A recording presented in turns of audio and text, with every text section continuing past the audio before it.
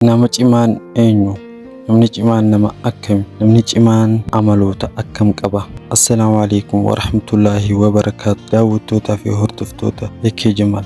Anaa dhufu baga dhuftan isiniin jechaa, kan amantaa biraatis akkam jirtan nagaa fayyaa jireenyi badhaadha isiniin jechaa. Har'aan tana qabxii afur gurguddoo namni cimaan qabu irraa dubbanna keessatti ilaalla. Akka dhuftaniin warroottan YouTube kiyyaaf haaraa taatan mana kana subscribe, like, comment godhuudhaan yaada keessan namni cimaan waan inni ta'e irra dabarsaa. Gara viidiyoo. Namni cimaa jechuun hiika adda addaa qabaachuu danda'us dandeettiiwwan bu'uura amma ani isiniif himuu deemu kanaan ibsamuu danda'ama. Tokkoffaa, of to'annoo fi obsa. Namni cimaan jechuun nama miira isaa to'achuu danda'udha.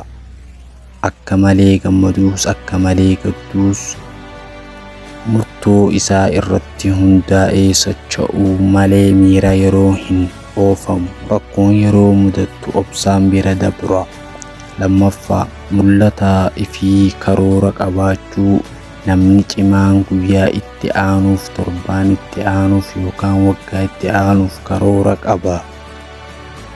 Bakka deemu waan beekuuf yeroo isaa bakka hin taanee fi akka hin taanetti hin gubu. Sadaffaa, amanamummaa fi guddina. Namni cimaan amanamummaa qaba. Waan jedhe ni raawwata. Akkasumas dogoggora isaa irraa barachuuf qophiidha. Nama guyyaa hunda of fooyyessuuf carraaqudha. Afraffaa, gargaarsaa fi jabeenya sammuu.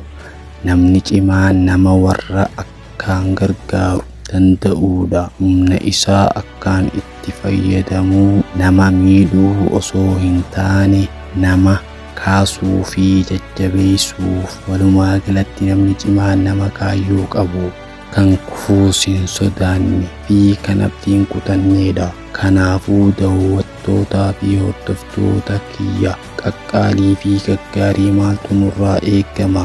Qabxiilee afran amma himne kana keessatti ifaa laallu.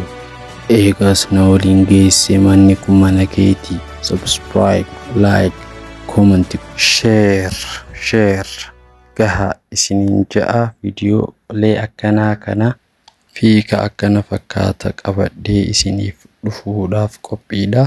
Isinis yaada keessan commentii nuuf bareechaa.